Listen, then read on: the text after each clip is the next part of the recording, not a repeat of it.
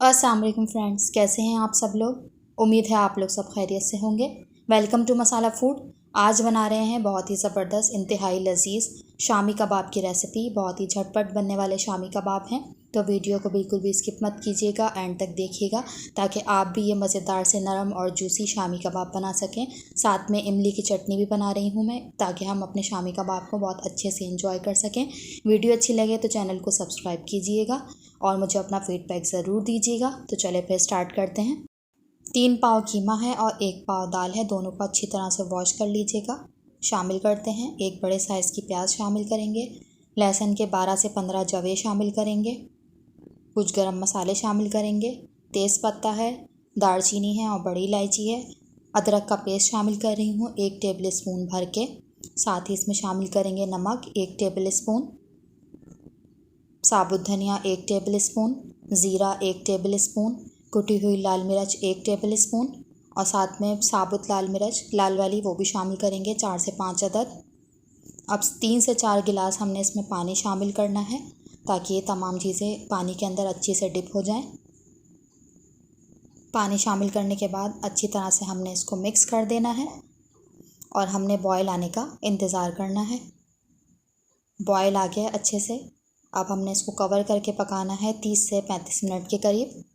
हरा मसाला रेडी कर लेते हैं। उसके लिए हमें 2 अदद प्याज चाहिए, चॉपर में जो है डाल के चॉप कर लेंगे तमाम मसालों को। 1 हरे धनिए का पंच शामिल कर रही हूँ पूरा साबुत वॉश करके, और पुदीना शामिल कर रही हूँ 1 हैंडफुल, इसको भी वॉश कर लिया अच्छे तरीके से।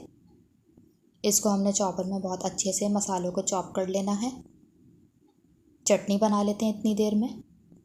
चटनी के लिए हमें चाहिए 1 हैंडफुल हरा धनिया, धो के शामिल कर रही हूँ।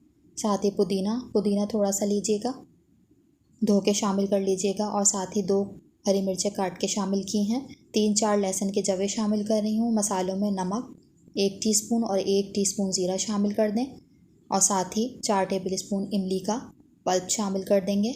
अच्छे तरीके से ब्लेंड कर लें और हमारी मज़ेदार सी खट्टी और जायकेदार चटनी जो है वो रेडी है। इसको एंजॉय करें आप कबाबों के साथ, बहुत मज़ा आएगा। कबाब का मसाला चेक कर लेते हैं। 35 मिनट के बाद मैंने इसका कवर हटाया था, तो ये कंडीशन है इसकी, पानी खुश्क होने के करीब है। गरम मसाले साबुत सब निकाल दिए थे मैंने। पानी इसका हमने खुश्क कर लेना है। इस वक्त हाई फ्लेम कर लीजिएगा। 1 टीस्पून मैं इसमें गरम मसाले का शामिल कर रही हूँ, क्योंकि साबुत गरम मसाले हमने सब निकाल दिए हैं। तो इसमें 1 टीस्पून गरम मसाला पिसा हुआ शामिल कर दीजिएगा। पानी देखें बहुत अच्छे तरीके से खुश्क हो गया है। अब हम इसको ब्लेंड कर लेंगे चॉपर में।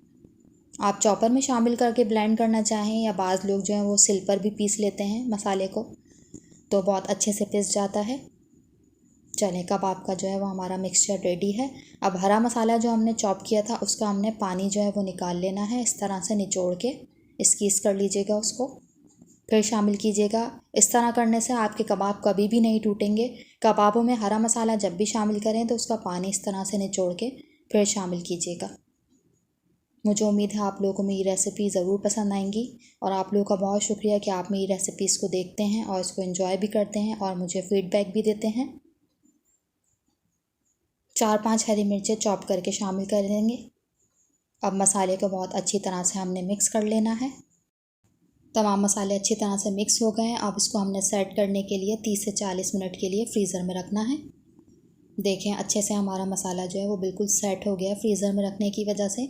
अब इस तरह से इसके हमने कबाब शेप दे लेने हैं।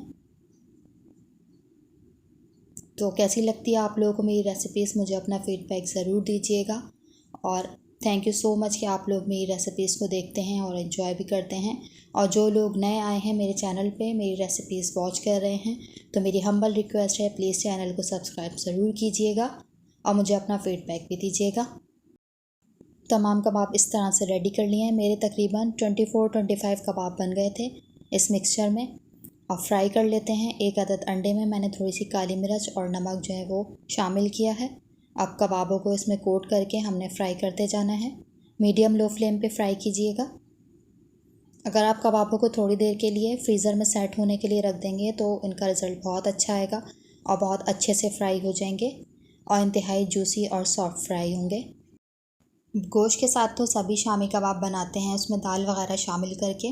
اس طرح قیمے کے ساتھ بھی کبھی شامی کباب بنا کر ٹرائی کیجیے گا، بہت ہی زبردست جوسی اور مزیدار بنتے ہیں، اور جھٹ پٹ سے کوئک سے تیار ہو جاتے ہیں، کیونکہ قیمہ جو ہے وہ بہت جلدی گل جاتا ہے، تو کباب بھی بہت جلدی ریڈی ہو جاتے ہیں۔ کوئی مہمان آ جائے تو اس طرح سے کباب بنا لیجئے، بہت ہی جھٹ پٹ بن جاتے ہیں، اور ساتھ میں چٹنی وغیرہ بنا لیں، سلاد بنا لیں، تو بہت ہی خاص طور پہ دعوت میں جب آپ یہ کباب رکھیں گی تو انشاءاللہ سب کو بہت پسند آنے والے ہیں۔ ساتھ میں املی کی چٹنی بنا لیجئے گا، تو یہ مزیدار سا کباب اور چٹنی کا کومبو بہت ہی زبردست رہتا ہے۔ انشاءاللہ مہمان جو ہیں وہ خوش ہو جائیں گے۔ مجھے امید ہے آپ لوگوں کو میری یہ ریسیپی ضرور پسند آئے گی، ایک بار ضرور ٹرائی کیجیے گا، اور مجھے کمنٹ باکس میں اپنا فیڈ بیک ضرور دیجیے گا۔ اور آپ پہلی دفعہ میرے چینل پر آئے ہیں تو میری ہمبل ریکویسٹ ہے، پلیز سبسکرائب ضرور کیجیے گا۔ انشاءاللہ اگلی دفعہ ایک اور نئی ریسیپی کے ساتھ آؤں گی، جب تک کے لیے اللہ حافظ۔